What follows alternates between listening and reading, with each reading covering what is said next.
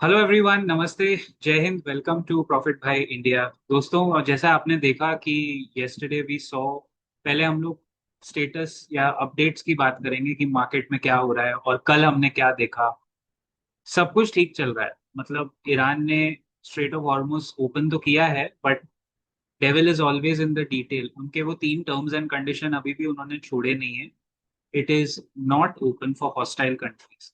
लेकिन मार्केट अब रिएक्ट करना बंद कर चुका है। So we had this discussion जब वॉर का ये फर्स्ट वीक चालू था कि मार्केट भी सेंस, जो डाउनफॉल है उसको पहले सेंस करके इमिडिएटली रिएक्ट करेगा, आपको एक मौका देगा। उस वक्त आपको लगेगा कि यार 22,550 से और नीचे जाएगा। आई एम वेरी श्योर जब निफ्टी 22,200 250 तक गिरा, हमारा लेवल 22,550 का था। मैं एग्जैक्ट ऑलमोस्ट वहां तक टच करके वहां से 300 पॉइंट 2 दिन निफ्टी रहा, पड़ा रहा। उस वक्त अगर आपके माइंड में ये नहीं आया बनिस्पत इसके, जबकि हम लोग बोल रहे हैं कि this is a good time to go all in, ये अच्छा टाइम है एसआईपी स्टेप अप करने का। उस वक्त अगर आपने अपनी एसआईपी रोकी, या आपने सोचा कि नहीं, मैं 20,000 तक का वेट करूंगा, अब वो गलती से हमें या आपको सीखना है। Don't repeat that mistake. जब बाजार आपको नीचे का मौका देता है और आप वो छोड़ते हो, then you will always be found wanting. ये बात हो गई इंडियन मार्केट्स में। यूएस मार्केट्स में करेक्शन आया 10 11 12%, और वो करेक्शन या क्रैश में तब्दील हुआ नहीं। मैंने मार्च अप्रैल का भविष्यवाणी जनवरी में किया था। This was way before the war. 10 12% डाउ में भी आया, लेकिन हमें लग रहा था वहां से डाउ और गिरेगा। अब ये दोनों में मैं बहुत क्लियर कर रहा हूँ वापस, ये दोनों में डाइवर्जेंस क्यों है? क्योंकि इंडियन मार्केट, जैसा मैं पहले भी एक वीडियो में आप लोग ने देखा होगा, बता चुका हूँ, इंडियन मार्केट दुनिया का स्मॉल कैप है और यूएस मार्केट दुनिया का सबसे बड़ा लार्ज कैप है। तो जब यूएस मार्केट गिरता है तो लार्ज कैप स्टॉक्स एक हद तक गिरते हैं। लेकिन इस वक्त यूएस का मार्केट इतना ओवर वैल्यूड है कि वो उसने एक बॉटम बनाया माइल्ड, उसके बाद वो वापस चढ़ के ऊपर आ गया इन होप्स ऑफ कि वॉर खत्म हो जाए, है ना। अभी जो ये यूएस मार्केट की रैली है, ये टिपिकली इस प्रीटेक्स्ट पे है कि अब यहां से कुछ और एस्केलेट नहीं हो। हम सब लोग रीसेंसी बायस के कभी ना कभी शिकार हुए। यू नो व्हाट इज रीसेंसी बायस? कि जो चीज आपके लाइफ में लास्ट 6 महीने में हुई होती है मार्केट्स में इन्वेस्टिंग पार्लर्स में, आपको लगता है वही दोबारा हो। लेकिन ऐसा नहीं है। हिस्ट्री का रीसेंसी बायस बहुत पुराना है यार। जब जब यूएस में मैक्रो लेवल पे इन्फ्लेशन इतना बड़ा है, बॉन्ड यील्ड्स इतने बड़े हैं, और अभी तो पेट्रो डॉलर सिस्टम कोलैप्स हो रहा है, बहुत कम लोग देख रहे हैं। जब जब ये पहले हुआ था, तब तब चाइना, जापान और बाकी कंट्रीज यूएस डॉलर में, ट्रेजरी में, जो यूएस बॉन्ड्स है, ट्रेजरी बॉन्ड्स को बाय करके डॉलर को बचा लेते थे। What is different this time is none of the so called NATO allies, देखा आपने, कोई साथ में नहीं है। None of the so called US allies, none of their adversaries like China, Japan. Japan तो खैर एलाई था, अभी जापान भी अलग हो गया है, पर हट गया है वो। देखा आपने उनकी जो महिला प्रधानमंत्री, प्राइम मिनिस्टर ऑफ जापान थी, उनको कैसे बेइज्जत किया गया यूएस में ट्रम्प के इस एटीट्यूड से।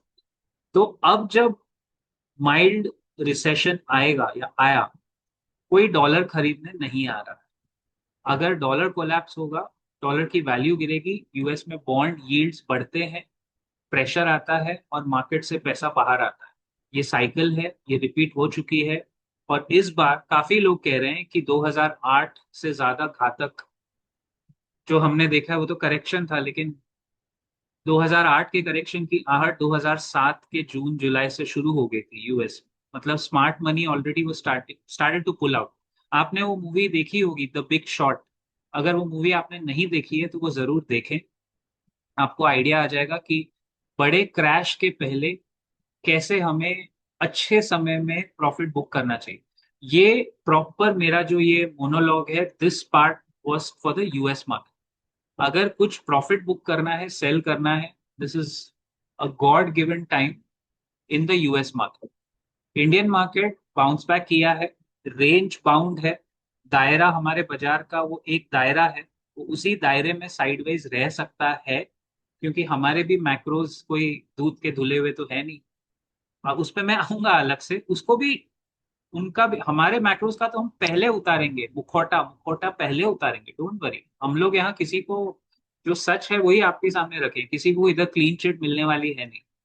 लेकिन इंडियन मैक्रो खराब होना या इंडियन इकोनॉमिक इंडिकेटर्स खराब होने में और यूएस के इकोनॉमिक इंडिकेटर्स खराब होने में बहुत फर्क है। इंडिया की करेंसी कोई वर्ल्ड की रिजर्व करेंसी है नहीं।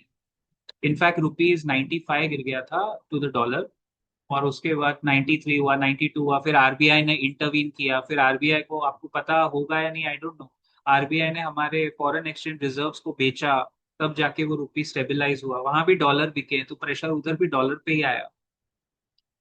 और अब हम फोर्थ लार्जेस्ट इकोनॉमी से सिक्स लार्जेस्ट इकोनॉमी हो गए, जबकि हम फोर्थ लार्जेस्ट नहीं थे। हम टेक्निकली, मैं कब से चीख चीख के कह रहा हूँ कि हम फिफ्थ लार्जेस्ट थे, और हम फिफ्थ से सिक्स पे आए, पांचवें पायदान से छठे पायदान पे आए। फोर्थ लार्जेस्ट हम लोग टेक्निकली जापान को बीट नहीं किए थे।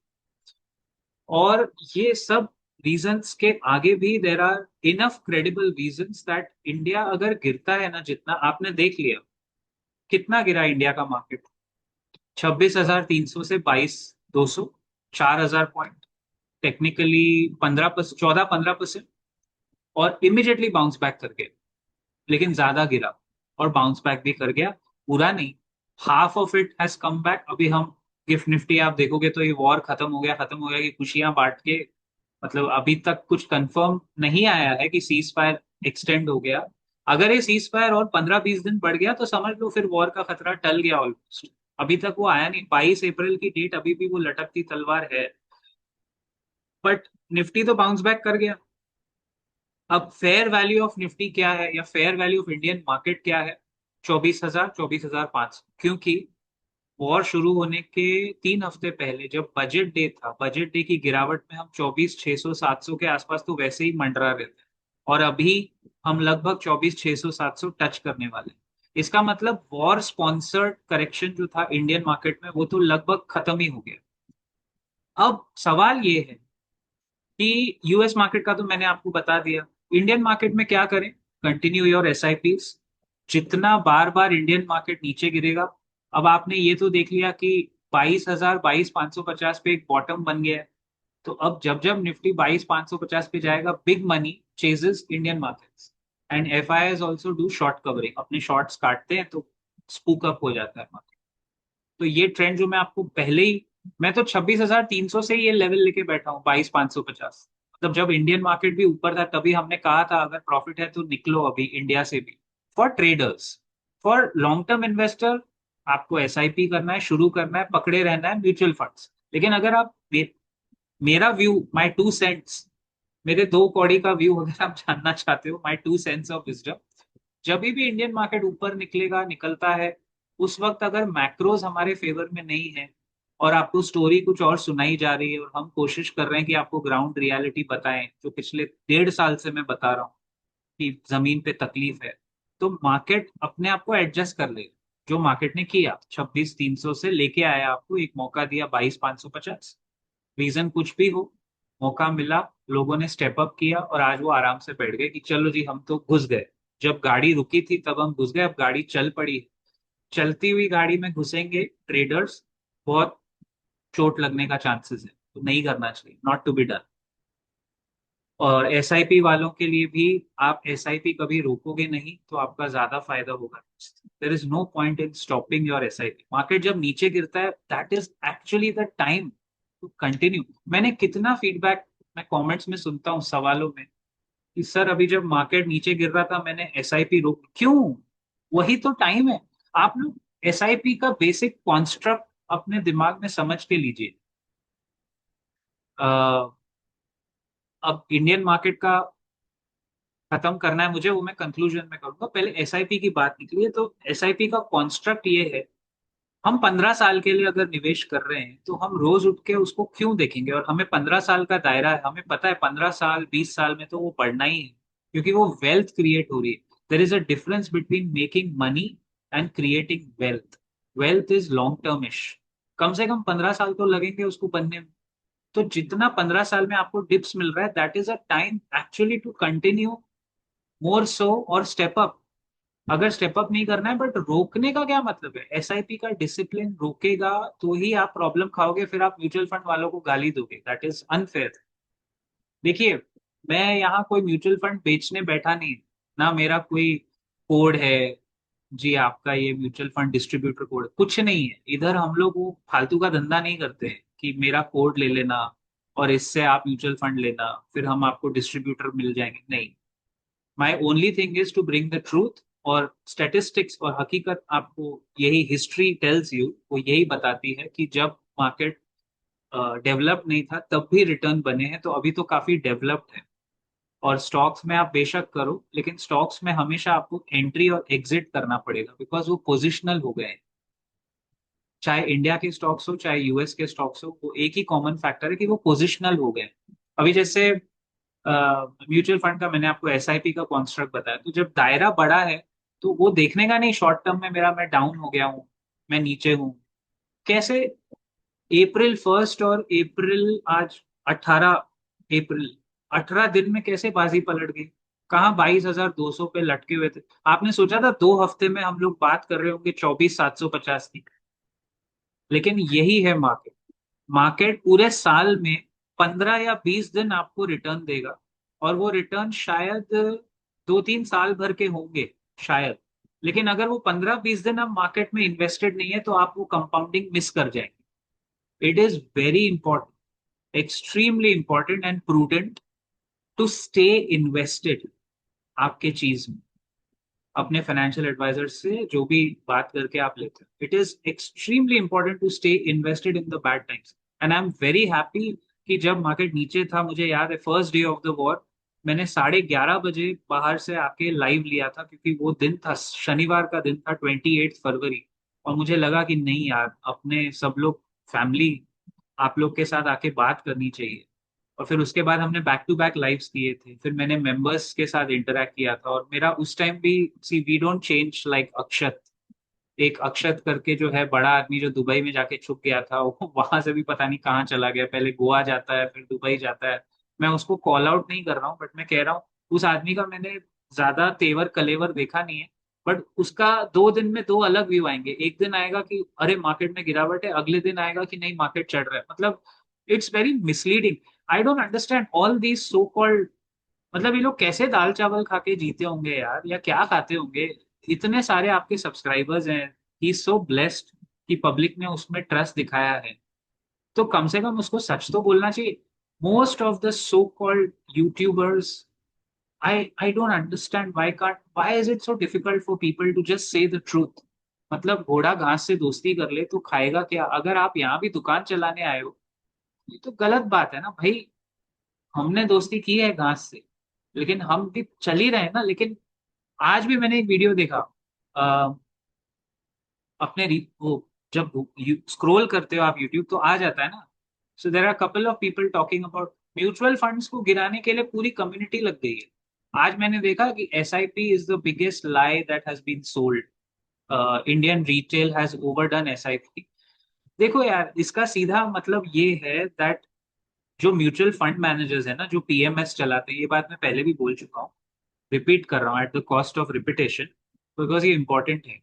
जो पीएमएस चलाते हैं, म्यूचुअल फंड्स चलाते हैं ना, उनको नहीं चाहिए कि आप डायरेक्ट प्लान लो और एसआईपी करो। उनको चाहिए कि आप उनके भरोसे बैठो, उनको कमीशन दो। तो ऑब्वियसली वो घोड़ा घास से दोस्ती कर ले वाली स्टोरी क्या खाएगा? बट ऐसा नहीं होना चाहिए। आप आज के जमाने में सच क्यों नहीं बोलोगे और बहकाने का काम क्यों करोगे? हम लोग पॉलिटिशियंस थोड़ी हैं, ये सब फालतू झूठ बोलने का काम पॉलिटिशियंस का है। या look at what is happening. अब मैं आता हूं अपने फाइनल कंक्लूजिंग पॉइंट पे, इंडियन इकोनॉमी के साथ क्या चल रहा है। जब से ये थर्ड टर्म शुरू हुआ है इस सरकार का, हम लोग तब से पीछे पड़े हैं कि there is something fundamentally wrong on the ground. और वो जो बात आप दिखा के मार्केट को स्पूक कर रहे थे indirectly, that is not correct. आज India is economy 6th largest हो गई, नीचे पायदान पे क्यों आई है? क्यों रुपी 95 तक टच करके अभी 92-93 जो भी लेवल पे आया? क्यों हमारी फाइनेंस मिनिस्टर एफआईएस को इतनी गाली देती है? That is not correct. You are not, you can not just abuse the FIs. अच्छा, और आरबीआई सबसे बड़ा खंजर मारने वाला काम तो ये लोग करते हैं, कैसे? आरबीआई ने सर्कुलर निकाले हैं बीच बीच में, कभी 1 अप्रैल को, कभी और कभी। वो लिमिट्स डाल देते हैं एफआईएस के ऊपर। सरकार एफआईएस के टैक्सेस कम नहीं कर रही है। ये सरकार, सही गलत छोड़ो, लेकिन ये लोग फॉरेन इन्वेस्टर्स को जो मैसेज दे रहे हैं ना इनडायरेक्टली, वो बहुत खतरनाक message. They are giving a message कि we don't need you. But boss, foreign investors, FIs have shown you कि अगर वो माल बेच के जाते हैं तो आप लड़खड़ा जाते हो। आपका रुपया लड़खड़ाता क्यों है? क्योंकि लोग जाते हैं यहां से माल बेच के। Every rupee that falls against the dollar, the Indian economy gets a dent of 75,000 crore rupees. हर रुपया जो डॉलर के खिलाफ गिरा है। अब आप हिसाब लगाओ, 85 पे थे हम लोग। 85 भी बहुत ज्यादा था। 85 से गिरते गिरते हम 95 पे आ गए। 75,000 dollar, 75,000 crore rupees multiply by 10 रुपया करोगे तो 7.5 लाख करोड़ रुपए का झटका हमारी इकोनॉमी को सीधा सीधा लगा है। उसके ऊपर आप लोग मुझे कमेंट्स में बताइए। As per my research and secondary data, जो बहुत कैलकुलेटेड है, बाजार में जॉब्स नहीं है। ये 1.5 साल से चल रहा है। There are no increments happening. ऊपर से ये वॉर आ गया। वॉर अगर आज खत्म भी हो गया तो नॉर्मल क्रूड ऑयल और सप्लाई और इससे गैस और ये सब को नॉर्मलाइज प्री 28 फरवरी जाने में 6 महीने लग जाएंगे। Supply normal. कतर, जो सबसे बड़ा सप्लायर है हमारे एलपीजी का, उसने कहा है कि जो उसका वो एक मेजर प्लांट पे अटैक किया था उसको रिपेयर करने में 3 साल लग जाएंगे। कतर 3 साल। और एक बात और, हीलियम जो होता है ना, हीलियम बहुत जरूरी है चिप्स में और बाकी चीजों में। हीलियम का सप्लाई 30% डाउन है बाय द वे। तो उससे हमारा भी इंटरनली काफी बिजनेसेस को इफेक्ट होगा और इवन यूएस मार्केट को इफेक्ट होगा। यूएस मार्केट की बात मैं कर चुका हूँ। It is making a perfect double top. और अगर कोई वहां से अभी नहीं निकला तो हो सकता है 3-4 साल वो मार्केट चले कम, गिरे ज्यादा या साइडवेज रहे, जैसे हमारा निफ्टी साइडवेज रहा 2 साल। पिछले 2 साल से निफ्टी इज साइडवेज। तो जब वो गिर रहा है लोग चढ़ रहे हैं, जब ऊपर आ रहा है लोग एग्जिट मार रहे हैं। निफ्टी लेवल पे भी लोग ट्रेडिंग ही कर रहे हैं basically, which is okay, which is fine. But उसमें म्यूचुअल फंड वालों को देखो, हमको तो बहुत फायदा है। मुझे क्या प्रॉब्लम हो, मेरा दायरा बड़ा है। ये दिक्कत 2-3 साल की है या 4 साल की है या 5 साल की? भाई जिसका 15 साल का दायरा है, जो एसआईपी कर रहा है, उसको 5 साल तक नीचे के भाव में एसआईपी अक्यूमुलेट करने का, म्यूचुअल फंड अक्यूमुलेट करने का टाइम मिल गया ना। वैसे देखना चाहिए। सो इंडिया की बैड न्यूज मार्केट को एक तरह से नीचे के वैल्यूएशन देती है। एंड बिकॉज हम एक स्मॉल कैप स्टॉक है, हम इवेंचुअली आउट परफॉर्म करेंगे लार्ज कैप्स। लेकिन यूएस के मार्केट की बैड न्यूज पूरी दुनिया को झटका देती है, जिसके वजह से लार्ज कैप गिरते हैं। और वहां के जो मैग्निफिसेंट सेवन है, Google, Apple, Meta, Facebook, Google, Apple, Meta, Nvidia वगैरह वगैरह। एक वीडियो, मतलब एक आपको मैं रिप्रेजेंटेशन दिखाना चाहूंगा। I would like to show you something. हम लोग खुद देखेंगे और खुद समझेंगे कि क्यों यूएस मार्केट ओवरवैल्यूड है, और आप खुद शायद अप्रिशिएट करोगे कि मैं आपसे क्या share. Give me a minute. और ये हम लोग पहले भी वीडियो में कर चुके हैं, बट बहुत सारे नए लोग हमारे साथ जुड़े हैं। सो शायद उसके लिए आपको दिखाना भी जरूरी है। So let's start with Google share price, क्योंकि गूगल पे ही हमारी पूरी जिंदगी सर्च पे निकली है। देखिए अभी ये कितना टॉप मारा है ना। ये हाईएस्ट पे है। 52 वीक हाई क्या है, 350, बराबर उसके आसपास आके खड़ा है। पिछले 1 साल में जब जब ये यहाँ आया, ये बनाया इसने यहाँ टॉप, और ये अब बन रहा है double top. This is what we call double top. Top to bottom correction कितना आया गूगल में? Very good correction, 20%। Actually this was a crash in Google. तो वो गूगल का क्रैश जस्टिफाई हो गया, और बिल्कुल वो वॉर के कारण ही जस्टिफाई हुआ, और अब ये बाउंस बैक कर रहा है। अब प्रॉब्लम क्या है? अगर कोई यहाँ घुसा होगा तो चलो ठीक है, 273 पे घुसा है। लेकिन अगर कोई यहाँ नहीं घुसा और अभी यहाँ 339 पे लेने का मन बनाएगा, तो कैसे? जो चीज 5 साल में, मैं आपको एक्चुअली इसका 10 साल का ग्राफ दिखाना चाहूंगा, and this is for all of the fangs, all of the magnificent seven जिसको बोलते हैं। देखो 2021 में ये 148 था। फिर ये 92 पे गिरा है। पिछले कब गिरा है 92 पे? 88, 92, 99, लेट्स टेक 92। 13 जनवरी 2023, यानी 3 साल और 3 महीने पहले 92 पे था। वहां से गूगल 265% चल गया है सिर्फ 3 साल। Big over valuation. सबसे बड़ा ओवर वैल्यूएशन का खिलाड़ी एनविडिया। एनविडिया चल गया है 201, परफेक्ट प्राइस है 200 पे, तो इसका अच्छा खासा टॉप है, डबल टॉप है। ये देखो, ये स्टॉक कुछ नहीं किया इतने साल से, कुछ नहीं किया, फेयर इनफ। बट इसका ओवर वैल्यूएशन देखो यार।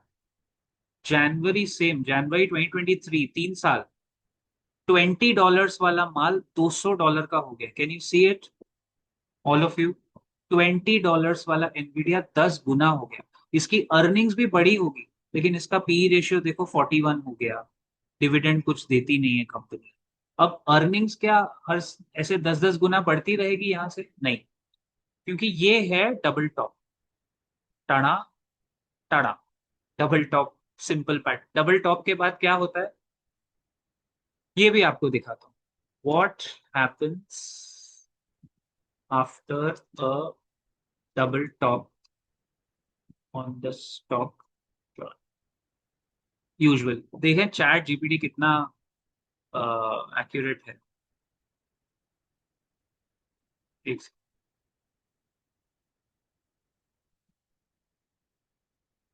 ये देखिए, एक बार डबल टॉप बना, उसके बाद टेक्निकली आपको दिखेगा ट्रेंड रिवर्सल, यानी the primary expectation is a shift from an up trend to a down trend. अब ये डबल टॉप कंफर्म होगा, शायद कंफर्म होने में कम वक्त 2-3 महीने निकल जाए, ये प्राइस हिले ही नहीं, या ऊपर चले या नीचे ना गिरे। वो जो लोग अभी यूएस मार्केट में एंट्री लेंगे, आपको लगेगा कि यार मैं तो अच्छे भाव में घुस गया, नहीं। क्योंकि ये नेकलाइन का ब्रेकडाउन है, the pattern is confirm when the price breaks below the neckline, lowest point between the two peaks. And short selling, हाँ, अगर शॉर्टिंग करना है, अगर माल बेचना है, बेच के पैसा कमाना है, तो यूएस मार्केट शॉर्टर्स पैराडाइज है। It's a shorters paradise. तो ठीक है, मतलब ये तो टेक्निकल्स की बातें हो गई। मैं चार्ट से ज्यादा बाकी सब चीजें देखना चाहता हूँ। वैल्यूएशन हम लोग प्रॉपर टेक्नो फंडामेंटल देखते हैं, तो वैल्यूएशन देखते हैं। तो एक और आपको दिखाता हूँ, मेटा, जो सबसे ज्यादा पिटा है, क्योंकि इन्होंने तो अपना डिवीजन ही बंद कर दिया। और मेटा की गिरावट शुरू हुई थी लास्ट ईयर, मेरे ख्याल में अक्टूबर अगस्त में, ये 790 टच करके आया, वहां से ये अभी भी 12% डाउन है।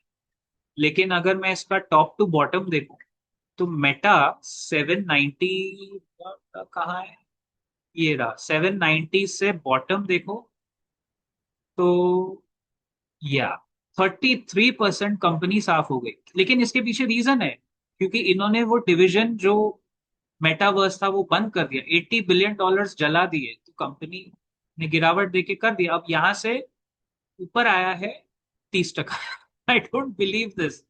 From a bottom of 27 March, it has already come up 30%। बताओ। अब आप बोलोगे सर ये तो मिस हो गया। हाँ, अगर देखने का नजरिया है, अगर आपको लगता है आपने मिस्ड अपॉर्चुनिटी कर ली है, लेकिन क्या इस वैल्यू पे एंट्री लेना सही था, नोइंग दैट यहीं पे वो खबर आई थी कि भाई डिवीजन बंद हो गया? That's an individual call. अभी तो एंट्री बिल्कुल नहीं, क्योंकि कंपनी तो मल्टीपल टॉप्स बना रही है। और वो पैटर्न देख रहे हो आप, ये टॉप बनाया, higher high, sorry lower high lower low का पैटर्न है ये पूरा, लास्ट 1 ईयर का। सिमिलर पैटर्न शायद आपको माइक्रोसॉफ्ट में दिखेगा। ये 1 ईयर का पैटर्न है, तो आगे आप खुद देखो। अच्छा, और आगे जो रिस्क है यूएस मार्केट में, वो भी बता, ये देख रहे हो, lower same pattern, lower high lower लो, लोअर हाई लोअर। और अब ट्रम्प के इम्पीचमेंट, ये तो चलो आपको मैंने एक व्यू बताया, ट्रम्प के इम्पीचमेंट की बातें शुरू हो गई जैसे ही ये वॉर रुकने की खबर आई। क्या खतरनाक है, मतलब सेकेंड टाइम इस इम्पीचमेंट यानी उसको निकालने की बातें शुरू हो गई है। वो मोशन पार्लियामेंट में, हाउस में बिल लाया गया है।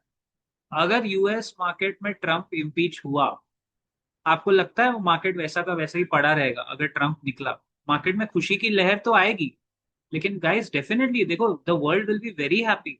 बट जो लोकल कंट्री है जिसका डॉलर गिर रहा है, US dollar losing its value, उसके पीछे आप दुनिया भर के आर्टिकल्स देख सकते हो। अब ये देखो, ये देखिए, the dollar has lost some of its safe haven status, और इस ईरान कॉन्फ्लिक्ट के बाद और मजबूत हो गया ये थियरी। टैरिफ की वजह से हुआ, China is not buying, China is selling. अगर मैं आपको दिखाऊं, investors are increasingly seeking better returns and there is a, ये देखो, ये मेरे टू वर्ड्स बहुत important, there is a sell America sentiment brewing across. हाँ, अभी आप बोलोगे कि सर एआई तो हेलुसिनेटेड होता है, मानता हूं मैं, बट इतने सारे नेगेटिविटी, एक सेकंड मैं आपको दिखा रहा था, फिर मैं, इतनी सारी नेगेटिविटी क्यों आती है एक ही टाइम पे? गलत है ना? वो आपको कुछ दर्शा रहा है। मार्केट ऊपर जा रहा है, फंडामेंटल्स नीचे आ रहे हैं। तो जो इंडियन मार्केट गिरा, अभी ये लोग के गिरने का टाइम है, irrespective of the war. Look at this, China and Japan, traditionally ये दो कंट्रीज यूएस डॉलर के सबसे बड़े धारक होते थे, यानी सबसे ज्यादा होल्ड करते थे ट्रेजरी। अब China and Japan, the top foreign holders of US debt, has been reducing their holdings. China dropping, obvious reasons हमको बोलने की जरूरत नहीं क्यों. China dropping to roughly 700 billion by April 2026. This is a 17-year low. These sales of dollar are driven by geopolitical risk, और China अपनी खुद की करेंसी आगे करना चाह रहा है।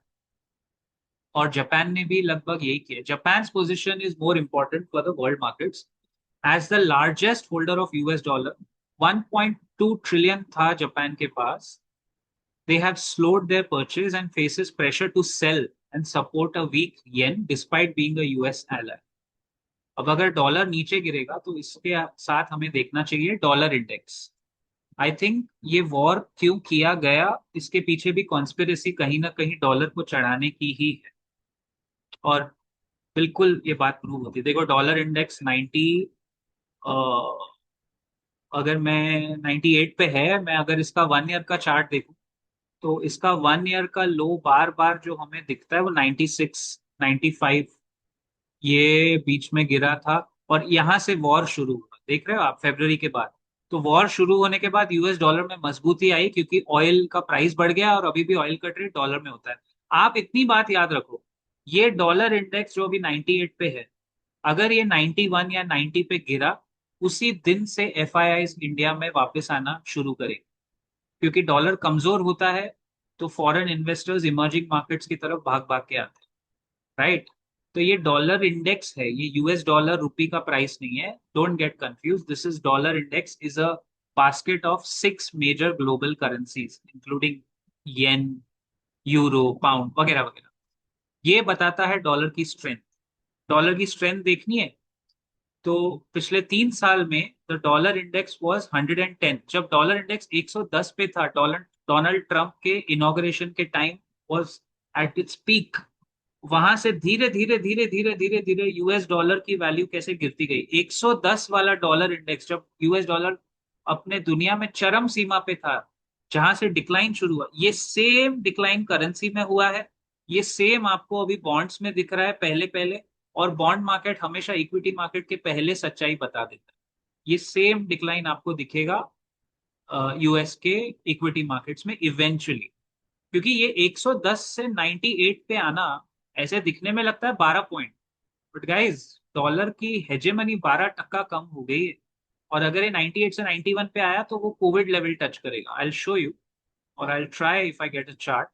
कोविड लेवल में डॉलर इंडेक्स, जब एफआई भर भर के इंडिया में क्यों आए पैसा लगाने भाई, क्योंकि आप देख रहे हो ये डॉलर इंडेक्स कोविड लेवल में देखो कहाँ था। It was around 85, 87 here, and this was the time 87, 85 से जब एफआई भर भर के इंडिया में आए, और फिर वो डॉलर मजबूत हुआ, फिर उन्होंने वगैरह वगैरह जो स्टोरी मैं आपको बता चुका हूं।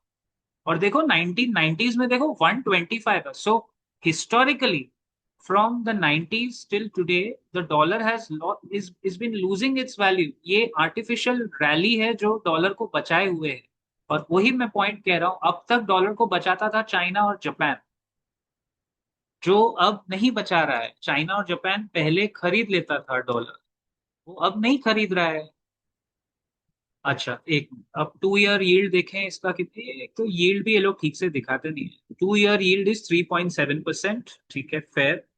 कल मार्केट ऊपर गया है तो यील्ड नीचे। 5 ईयर यील्ड देखें कितना है यूएस डॉलर का, ये आपको अगर नहीं समझ में आ रहा है, टेक्निकल है, डोंट वरी।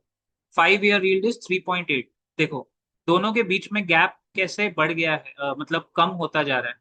2 साल में अगर आपको 3.7 मिल रहा है, तो मैं कोई 5 साल का बॉन्ड क्यों खरीदेगा? 5 साल में 3.8 ही मिल रहा है ना, ज्यादा मतलब होल्ड करने का ज्यादा प्रीमियम नहीं मिल रहा है, तो वो 2 साल का खरीदेंगे। और अब 10 ईयर यील्ड, अब सबसे बड़ा है 10 ईयर यूएस 10 ईयर ट्रेजरी, ये 4.2 है। अगर ये 5% तक गया, मैं कुकीज इनेबल नहीं करना चाहता, अगर ये 10 ईयर यील्ड 4.9 या 5% पे गया दोस्त, चलो ठीक है, आपको दिखाना जरूरी है, कर लेता हूँ इनेबल, छोड़िए। हाँ, इस ये कब कब गया है 5% पे पिछले 5 साल में? वहां से आई है गिरावट, 4.5 से गिरावट आई है, देखिए। 2024 15 अप्रैल, जब पूरा यूएस का बाजार क्रैश किया था, ये बॉन्ड यील्ड 10 ईयर का 4.6 पे था, देख रहे हो आप लोग? तो एक्चुअली खतरे की घंटी है 4.65, 4.6 यहां भी था।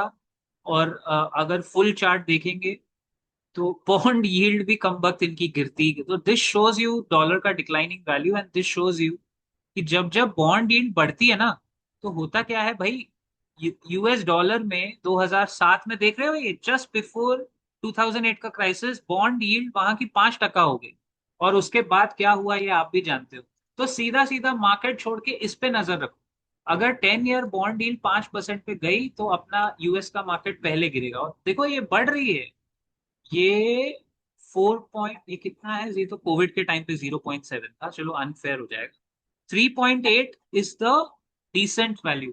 बट अभी ये 5% की तरफ जाएगा, जितना अग्रसर होगा उतना आपको दिक्कत फेस होगी अगर आप यूएस मार्केट में निवेशित है। आई नो ये काफी टेक्निकल हो गया, बड़ा वीडियो हो गया, बट कॉन्टेक्स्ट देना बहुत जरूरी था, क्योंकि इंडियन मार्केट की हम बात करते हैं तो मदर ऑफ ऑल मार्केट्स आज भी यूएस है, और उसका डाउनफॉल देखने का आपको सुनहरा मौका मिल रहा है। अभी भी बहुत लोग डिनायल में होंगे, नहीं नहीं यूएस थोड़ी ना गिरेगा, यूएस को कुछ नहीं हो सकता, ऐसे कैसे वो इकोनॉमी गिर जाएगी, कुछ भी बोलते हो आप। ठीक है, मत मानो, हमारा काम है बोलना। बोलोगे, बोलूंगा तो बोलोगे कि बोलता है। प्रॉब्लम क्या है ना, वक्त से पहले बोलते हैं तो वो चीजें ट्रांसपायर होते होते टाइम लगता है, कोई बात नहीं।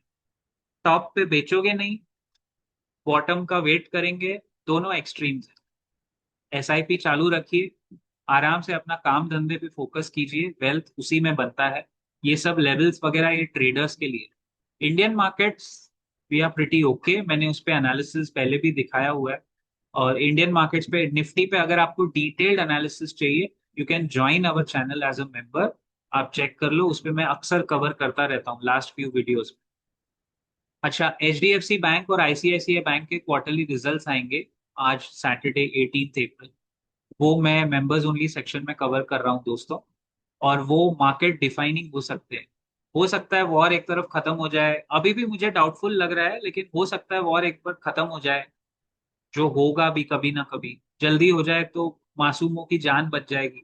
लेकिन अगर वॉर खत्म हो गया और इंडिया के एचडीएफसी आईसीआईसीआई बैंक के रिजल्ट्स में कुछ गड़बड़ हो गई, तो मार्केट को फिर गिरने का एक मौका मिलेगा, लेकिन वो गिरावट इतनी लंबी नहीं होगी, वो इतनी बड़ी नहीं होगी।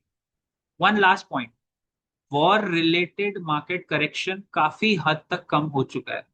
सो देर इज अ चांस कि वॉर एक्सटेंड हुआ, जब तक ये वॉर अब न्यूक्लियर में न जाए, विच इज अनलाइकली।